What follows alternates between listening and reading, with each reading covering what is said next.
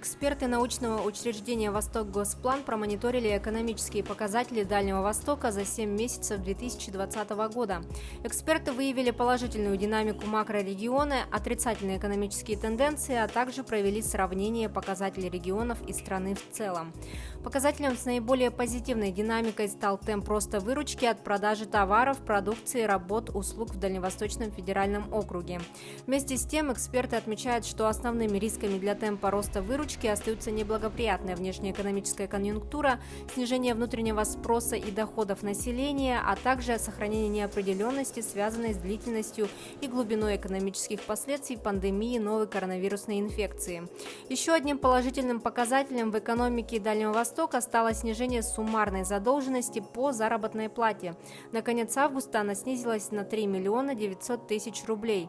В то же время в регионе снизился показатель объема инвестиций, также произошло снижение индекса оборота розничной торговли и индекса оборота розничной торговли пищевыми продуктами.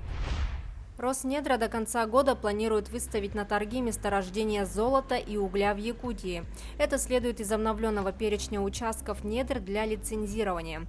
Так, до конца года должны состояться аукционы на золоторассыпные участки в долинах ручьев Ганамский и Сосновый, расположенные на территории республики. Балансовые запасы месторождений оценены в количестве 73 кг и 93 кг золота соответственно.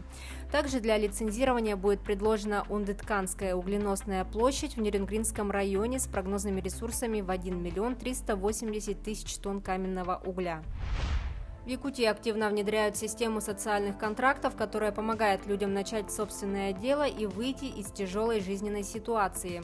Более 4000 малоимущих семей в текущем году воспользовались этой возможностью. В этом году в республике на такой вид финансовой поддержки предусмотрено 330 миллионов рублей. Средний размер помощи на осуществление индивидуальной предпринимательской деятельности, а также развитие и ведение личного подсобного хозяйства составляет 180 тысяч рублей, а на преодоление трудной жизненной ситуации 17 900 рублей. Наиболее востребованным направлением остается развитие личного подсобного хозяйства и индивидуальной трудовой деятельности. Такие контракты заключили 819 семей. В ближайшей перспективе в рамках социальных контрактов также получит развитие направления профессионального обучения и дополнительного профессионального образования.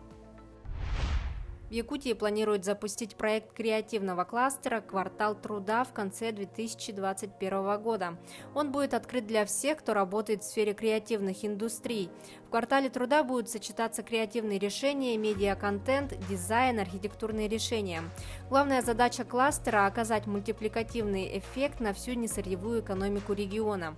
Реализация проекта позволит создать крупнейшее творческое пространство на Дальнем Востоке. Отметим, что в декабре прошлого года правительство Якутии утвердило концепцию развития креативной экономики республики до 2025 года.